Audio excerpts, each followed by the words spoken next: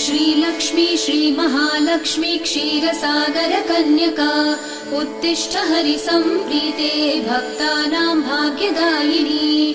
श्रीलक्ष्मी श्रीमहालक्ष्मी क्षीरसागर कन्यका उत्तिष्ठ हरिसम्प्रीते भक्तानां भाग्यदायिनी।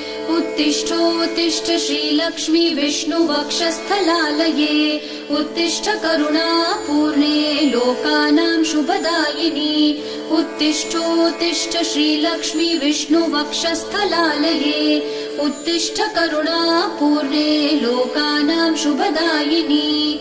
श्रीपद्ममध्यवसिते वरपद्मनेत्रे श्रीपद्महस्तचिरपूजित पद्मपादे श्रीपद्मजात जननी शुभपद्मवक्त्रे श्रीलक्ष्मी भक्तवरदे तव सुप्रभातम्।